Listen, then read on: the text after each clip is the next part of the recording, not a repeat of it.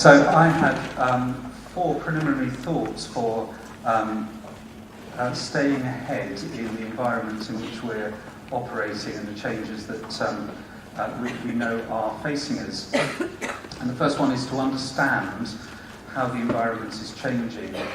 That means thinking about how health and social care are being drawn closer and closer together, that home care is being increasingly recognised as keeping the NHS afloat. That's quite a powerful position to be in. Being aware that private individuals are going to be purchasing more and more of their own care, and we heard this morning about the increasing use of technology. Technology is going to be used to save cost, but I think what it can also do is make sure that the valuable resource, our care workers, are used as effectively as possible. Organisations need to make commercially sensible decisions. State-funded care, I'm afraid, is becoming increasingly unattractive for providers, not just independent sector providers, but also for voluntary sector organisations.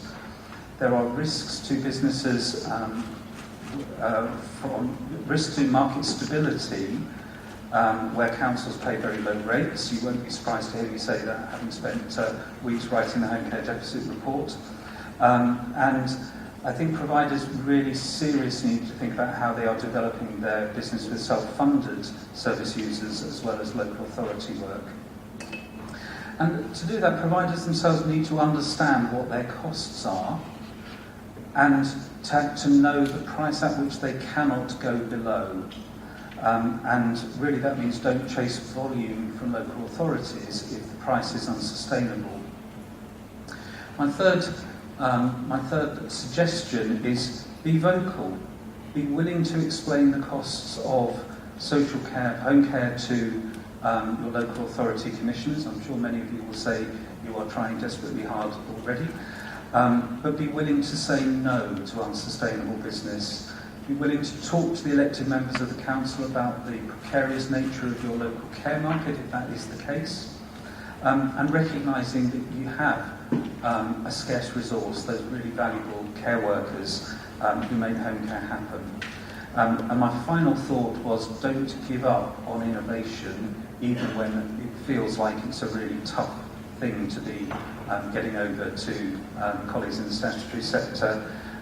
Can feel like an uphill struggle, but be prepared to push at the door so that when it starts to open, you're in there able to support really good services for older and disabled people. Thank you, Colin. Can we move on to Simon Bottery from Independent Age? Right, that one definitely is on. Well, thank you very much for inviting me. The title was about staying ahead in a changing world. I think that might be the wrong title. I think it's about catching up in a changing world, because I think most of us would agree that social care is misunderstood, undervalued, underfunded. So we start from a position which is well back from where we would want to be. In terms of how do we sort of make that progress? I thought it's probably most helpful if I put a perspective really from the point of view of a customer or service user. And I was going to flag up 5 issues that I think are relevant for you all. The first one, I have to say, is around reputation.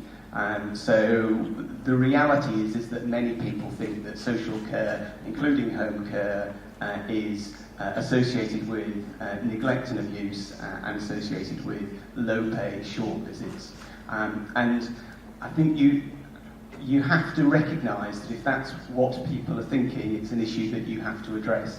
And we can't address it simply by saying it's not true. So recognising that where people are coming into this, I think, is really, really important.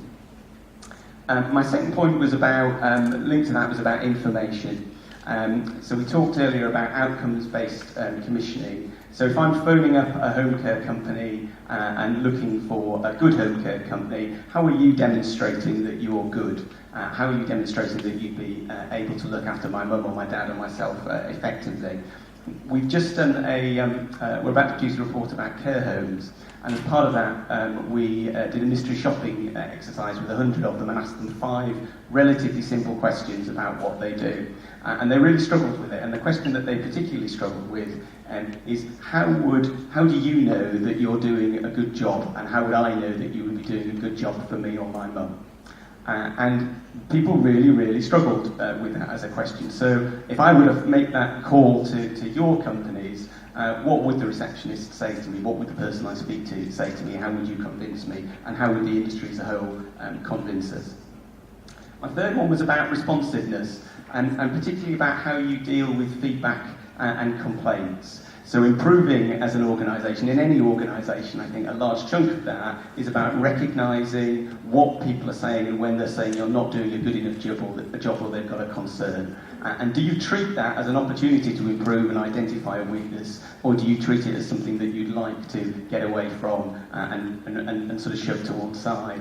The local government ombudsman report that came out earlier this week, there was an increase in the number of complaints about home care, but in many ways the more alarming thing was that 2/3 of the complaints were upheld. So, and the LGO is really the last resort. It's you only go down the LGO route if actually you've not got anywhere with anybody else. So 2/3 of those complaints were clearly upheld, and yet they've not been able to get recompense. So, are you as responsive as an organisation? 2 final points really. One was about attitude.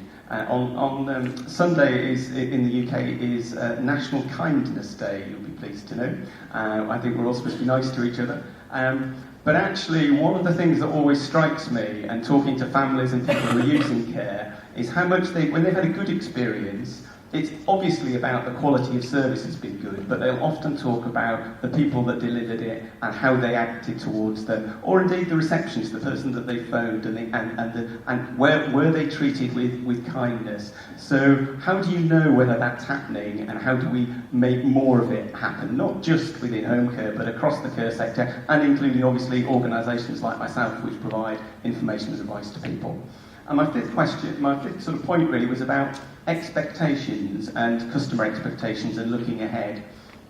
And I don't make this as a sort of industry-wide prediction, but when you look over the last few years about some of the industries that have really struggled and had major changes to them, the ones I would look at would be taxis and hotels. And you look at what's happened, which is that technology has allowed platforms to develop that allow people to make arrangements between themselves. So with taxis, people you can find an individual taxi provider under a common brand with Uber and can choose it, and it's cheaper. And with hotels and guest houses, people can use Airbnb. They can find a supplier directly. They don't need to go through a company. Now, I'm not suggesting for a moment that that's about to happen to the home care sector, although I know there are a couple of companies who are providing that sort of service. But are there any messages there about technology and the way that the industry and the world is changing that you as a sector need to think about? Thank you, Simon. And now Sandie. Hello, great, thank you. I've got 4 things, so we're doing our numbers here, but I'm not going to labour context because I hope today, and I think today, you've been looking really positively about the future. But we can't look at the future unless we understand the present. And of course, we know that is about no money and fragility of the market. And I just want to start by saying that I think we all recognise that now, and we're working together hard to make the best of the situation that we're in. And I just wanted to start by thanking everyone in this room who has actually worked so hard to ensure the stability of your local markets, and also recognise the day in, day out hard work of our workers, our frontline care workers, who are providing excellent care for people across the country, and that isn't heralded as much. So in a way that confirms some of the things that Colin was saying. But if we're looking to the future, we need to probably think, my second point is about models of care. I mean, we still operate a really traditional model where local authority purchasing is concerned, where you've got very often assessors in local authorities. We've got the age-old thing about time and task and outcome-based. I know Doug has talked to you this morning about that. And we've got very strong demarcations about who does what. And I think that some systems across the country are beginning to break that down and look at different roles and responsibilities for the care sector, where there is much more involvement in early assessment from the care sector. There's far less prescription from local authorities. There are single rates of remuneration for particular areas of work, and much more freedom and flexibility about delivery of care according to the individual's requirements. Of course, those that have gone further are developing ISFs, individual service funds, where people have a direct relationship with the provider, even if it's local authority funded. And I think we've really got to look far more at those models. And then there's also the issue about provider-to-provider collaboration. Again, some areas are tendering for a single lead provider who will oversee a geographical patch and work with a whole load of other providers. There are different ways that you can collaborate together to get strength and depth in services to particular localities, and I think that is something that could certainly needs to be looked at, because when we look at the difference between the local authority model of purchasing and it's ridiculous the amount of transaction costs and time and effort and energy that goes in with people on the local authority side for a much simpler version on the self-funding side, and we need to look at how we can release that and trust people with the right checks and balances in the system. I'm not going to say much, but my next point was about business modernisation, and I know clearly there's been discussions about IT, and I was going to make that as a focus, not just about organisation within the business, but also this outward-facing, looking at sharing IT systems. Some places are, going down that line of actually having single systems supported and paid for in local authority areas. Not many, I have to say, but it is a possibility in terms of then saving on those transaction costs. And of course, what Simon says about the different way of collaborating. When folks like me need care, I will not be wanting to do it in the way we do it now. And it's not that far away. I mean, hopefully it's a long way away, but we're getting there into a new generation. We've got to think about the future. And then, of course, there's all the economy of scale stuff around recruitment, and all the displays at the back show the amazing support that's available for that sort of thing. And lastly, I'm just going to say something about health, and I know we've had Victoria's session, but we've got to be looking at joint purchasing much more together. We've got to be moving from our silo thinking into partnership models of working. That's around engagement of home carers in operational single professional teams, but also much more engaged and involved in the strategic work to be able to determine what's needed at local levels. And then, of course, home care in hospital, which Victoria mentioned, which I was surprised there wasn't a question about. The model that is being discussed is around somebody's home carer moving with them from home into hospital when they go into hospital, and what that might look like. It's a minefield there, and I want to alert you to really get your thoughts together in terms of any consultation that will go on in that later in the day. We can't close our eyes to the possibility of different ways in the future, but we've got to do it mindfully. And bring on winter, which I think is on its way. So let's all try and work differently this winter to make sure we can sustain it. Thank you, Sandie. Okay, so 3 overlapping views, but actually from very different perspectives. And now it's over to you. You have an opportunity to question the panel. Okay, we have a question in the middle here and a question over on the edge there. Please, could you tell us who you are and ask your question? Hello, can you hear me? Yep. Kim Grove, consultant. It's not really a question, it's a something that I'd like to throw into the mix, actually, because I think the focus these days is on keeping people well. So trying to capture them, if you like, before they become ill and before they need the home care. And the other issue is about collaboration. We've heard a lot about collaboration this morning.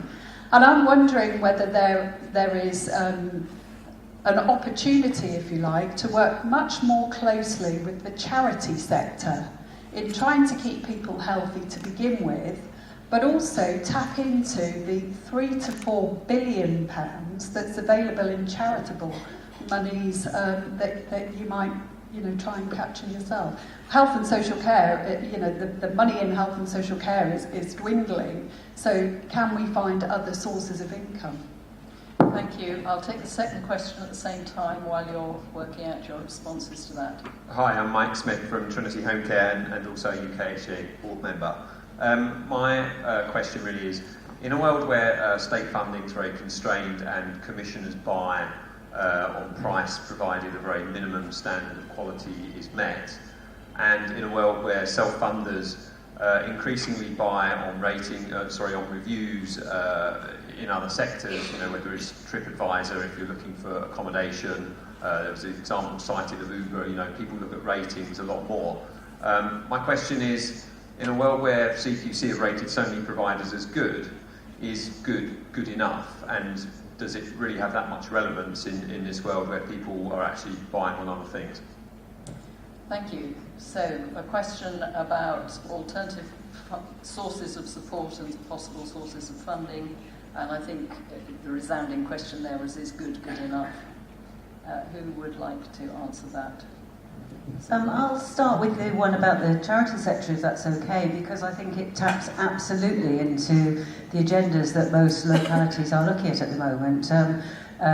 Looking at developing the assets of communities, and that's a part of the prevention agenda where the charitable sector, the voluntary organisations have absolutely a critical and key role.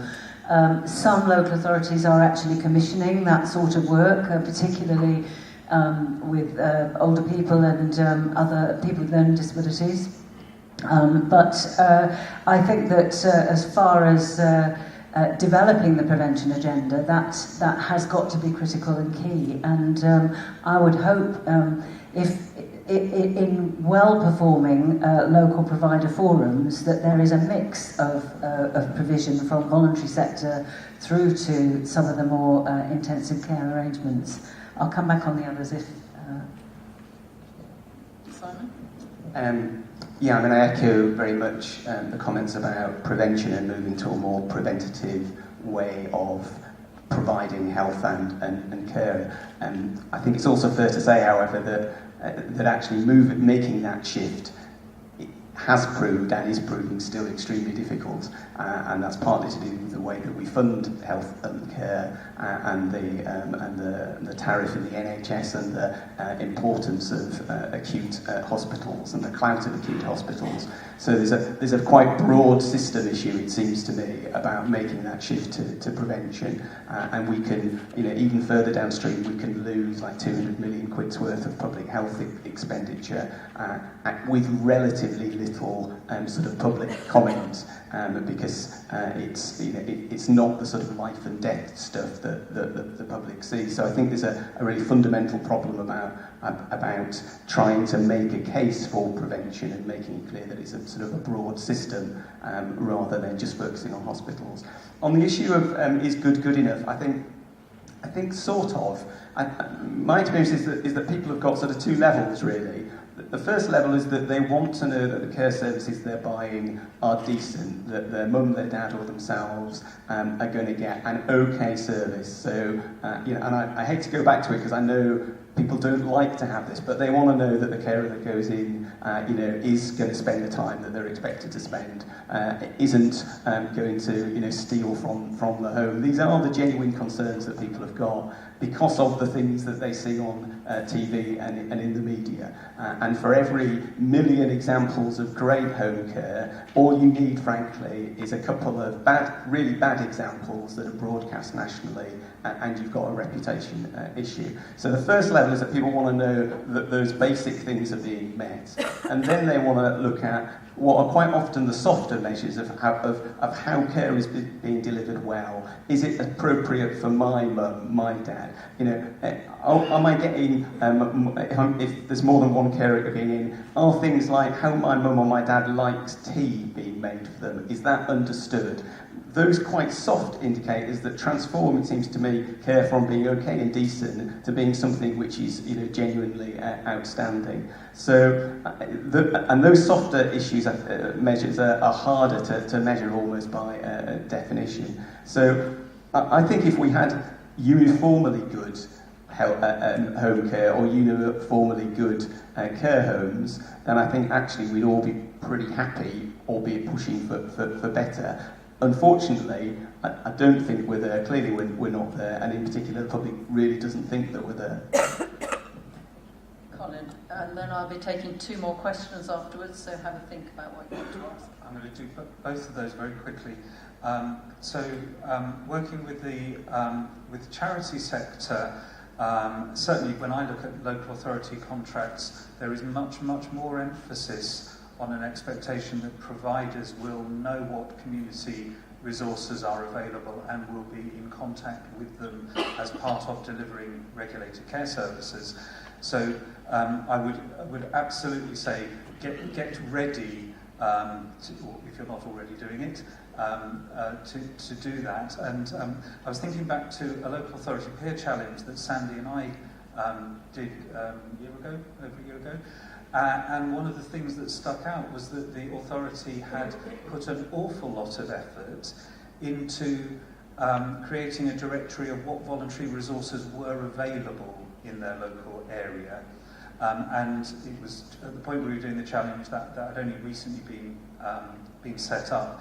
But there was a sort of great expectation that if you could make sure that people knew what was around, it would be much easier to make connections and find appropriate referrals quickly.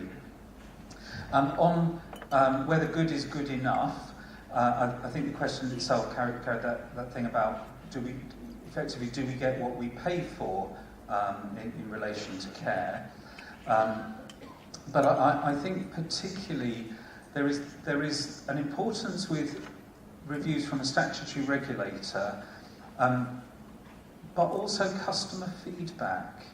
And I was talking to a provider this morning who was saying that some work they'd done said people were as interested in customer reviews as they were in CQC's report into their own services. But actually CQC's inspection process often involves experts by experience. I know Andrea Sutcliffe is absolutely passionate about using the voice of people who use services in her reports. I think it's really fundamental that we carry on making sure that we are using the experts to gather those views, as well as those submitted through websites, review sites, etc. I'm Susan Keene from Bluebird Care franchise. My comment is picking up on this is good enough. We do what is seen locally to be an exceptional service to the local other providers. We hear this from customers and staff that come to us. And we've only recently had our CQC report, but prior to having that, I went and looked at other CQC reports. I was amazed how good they were, given the anecdotal comments. You know, just wanted to make that point really. The anecdotal comments we hear about other companies, and then you do look at the reports and they're good, and their service users say this is excellent, that's good, and so I'm just questioning that as well, really. So, okay, thank you. Question at the front here. In fact, there's 2 questions at this front table. Hi, my name is Tim Jones, Group Director of Right at Home UK. My question for the panel is in relation to we as a provider provide majority of our quality care to self-funders. We're always keen to better understand what makes our services successful, and I'm just keen to hear the thoughts on that from the panel, please. And there's another question just across the table from you.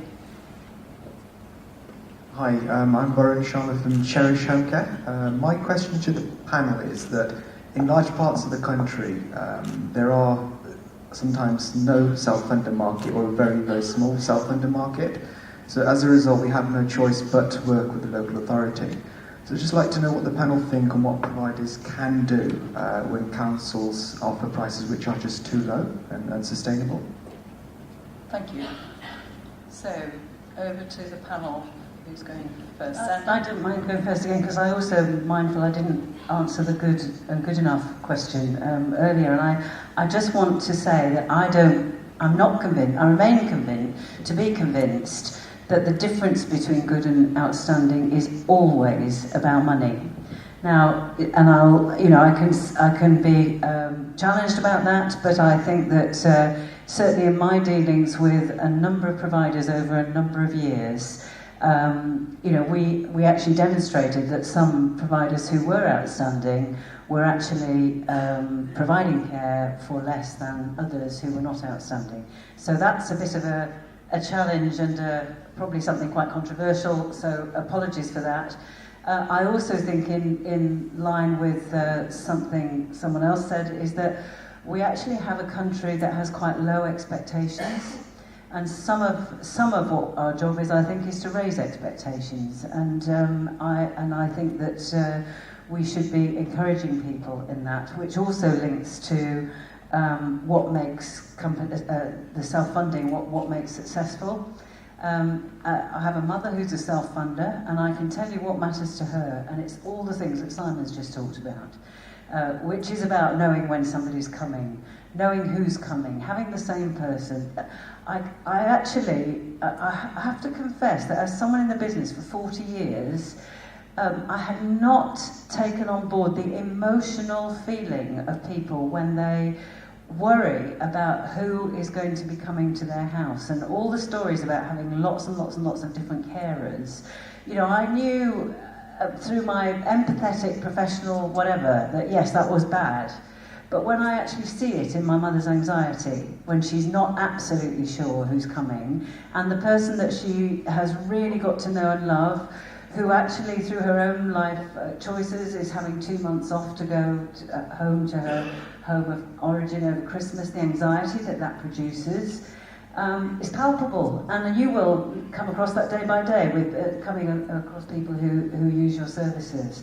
So in some senses, it's back to basics.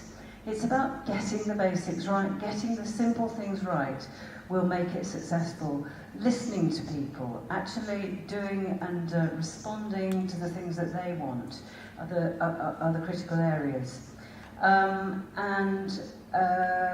Small self-funding markets. Well, I would just go back to some of the things that I said in the introductory remarks about. It's about if you're working with local authorities and we've got low contract prices, as we know, what can we do that will create the economy of scale, that will work with others, that will help on things like recruitment and back office and all those sorts of things that make good companies successful in terms of their economies of scale.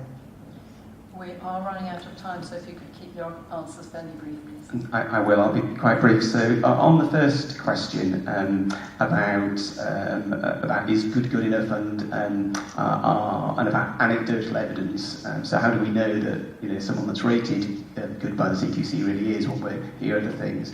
I mean, it strikes me that care generally is sort of 20 or 30 years behind, in a sense, some of the general trends in the marketplace, where what's happened in the rest of the marketplace is that people no longer rely on one single determiner of what's good or bad. They don't. If I'm buying a car, I don't go and look at a central regulator to determine whether that car is a good care, an outstanding car, or a bad care. I'll go and look at some markers from that, but then I'll also go online. I'll get customer experiences other places. So there's lots of ways that people can get information from the market and from other users, other than going to a number of small regulators. And we've really struggled to make that work in social care with sort of the TripAdvisor type sites. I think the industry bodies have a role here, and one of the questions I honestly don't know the answer to this question, but I'd be really interested in people's view at Coffee, is, the companies that are members of the UK Homecare Association are all of those companies, genuinely companies that you individually would be happy to choose to provide care to your mum or your dad. And if the answer to that is yes, then you've got a fantastic organisation, you've got a brilliant industry, and you should be shouting from the rooftops about it.